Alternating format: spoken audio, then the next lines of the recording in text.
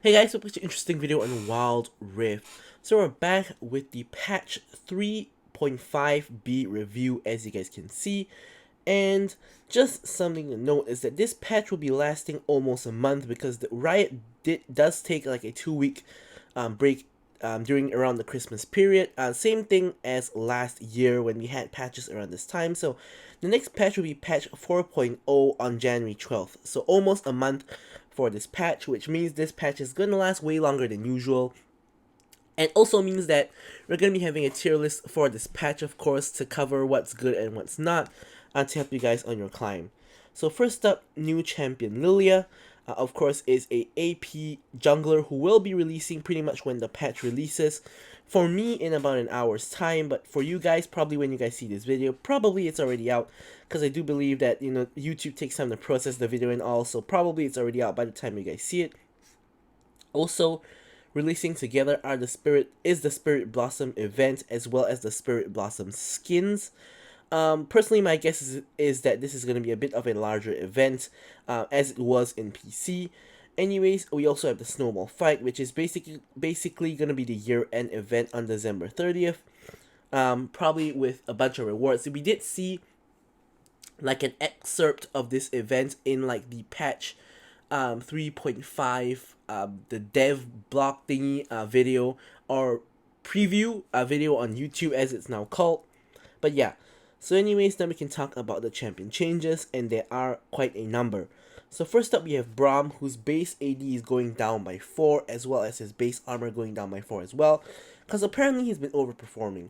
Now, I don't see Braum all that much nowadays anymore. I don't think he's very popular as a support, but I still think he's actually pretty good. So, considering that, I guess it does make sense that he is, getting nerfed rather than buffed, but his popularity really isn't very high. I'm gonna only assume that Braum mains are playing him quite a bit and they're doing really well on him.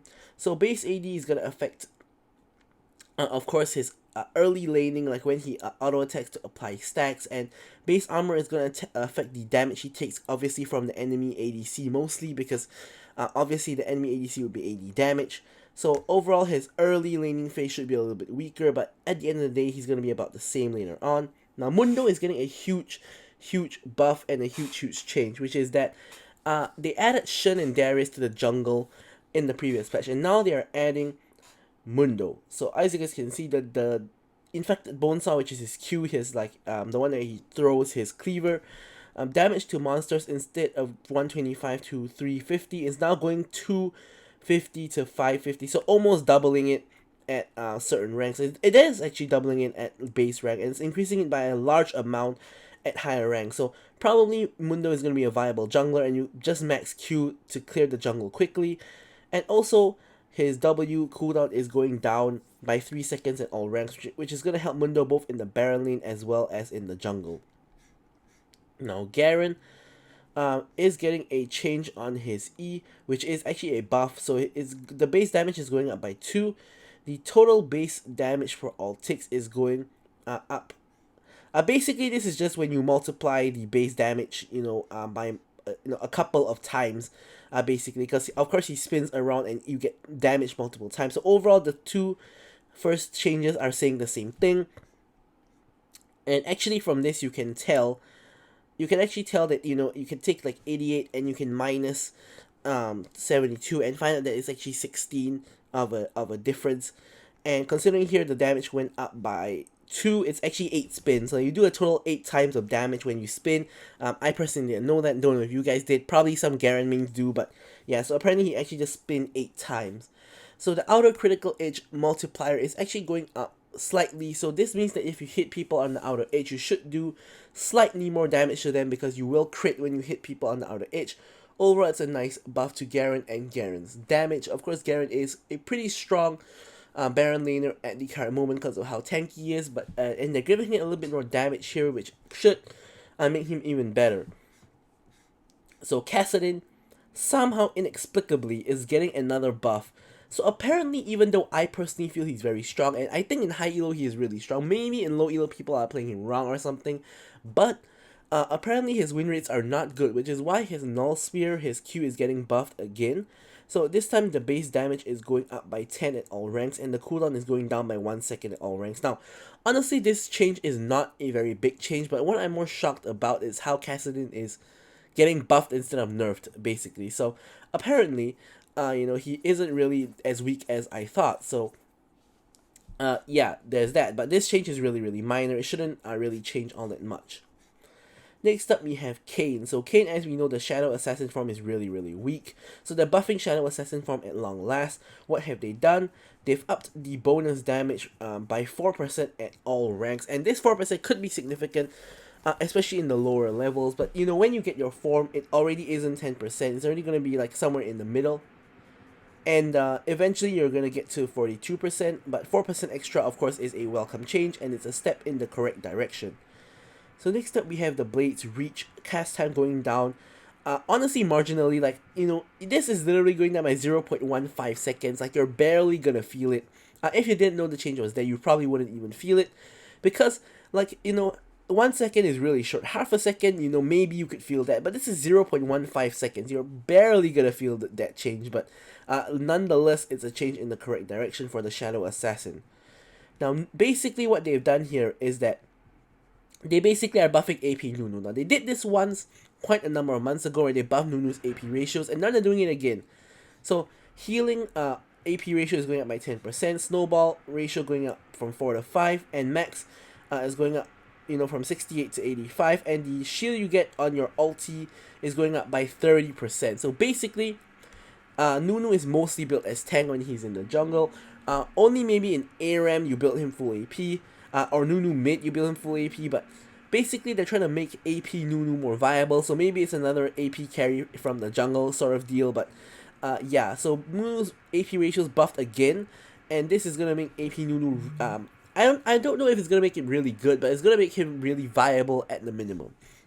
So next up we have Pantheon. So Pantheon, his Aegis Assault cooldown is going down by 3 seconds in early ranks, and is staying the same at higher ranks. So this is supposed to help his early game, which is of course where Pantheon is at his strongest, which does make sense. So Pantheon is going to be a little bit better. And instead, his Grand Starfall, the armor penetration is actually going up on the later rank. So this is going to help his late game, which of course is where he falls off. So this should help him fall off a little bit less, simply because of how he gets a little bit more free armor penetration, so that doesn't make sense. So overall, a good change, a good buff to Pantheon.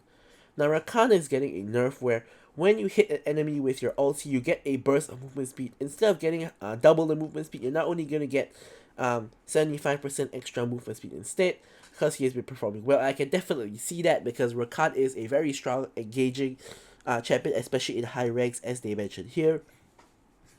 So it's a small nerf, but should be impactful nerf to Rakan. So finally, we have Riven, whose armor per level is going down by 0.6, and her health regeneration at base level is going down by 1.5. This health regeneration one shouldn't matter too much. Armor one shouldn't matter too much also eventually, but at earlier levels could matter a little bit more. Now her shield AD ratio on her E going down by 10%.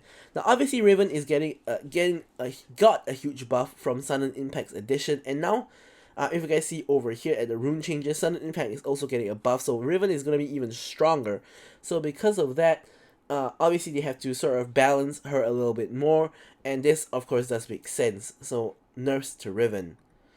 So here we have ARM changes, if you guys are interested. It's pretty much just 5 changes. Now here we have the rune changes. So first up, Giant Slayer. 500 bonus health increases damage by 10%. Going to 700 bonus health increases damage by 14%.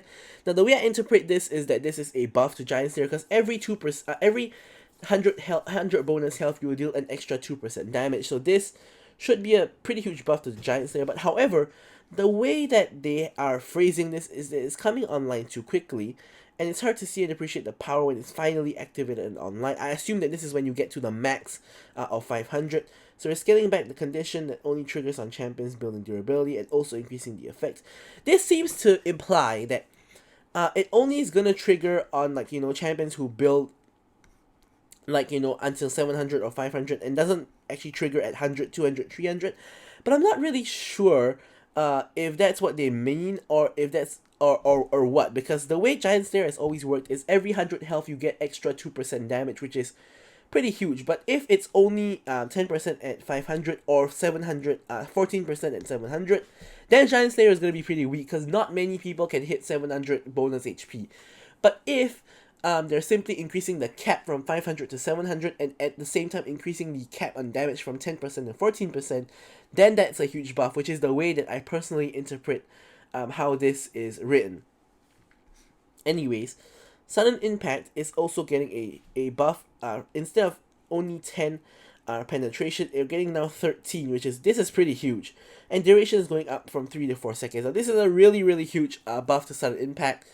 And for people who can use it. And the rationale for this is for people who only have one dash could opt into Sudden Impact. I personally don't see that happening, but yeah, it is technically possible. And finally, we have Pathfinder. When out of combat, you restore 1% missing health or mana instead of 0.6. And yeah, Pathfinder is really weak at the moment because of how it only triggers when you're in the river now and not actually in the jungle, because you mostly use it for jugglers who want to rotate faster, but that doesn't really work anymore. So the restore, I don't think is going to help make it good, but it is certainly a step in the right direction for Pathfinder. And as I mentioned, the Spirit Blossom skins are coming out, as well as Frostblade Irelia. And that is pretty much it for this patch. So look forward to the tier list coming soon, and also a lot of content coming soon, like my ADC guide and even a surprise Lulu complete guide. So thanks for watching this video, guys, and goodbye.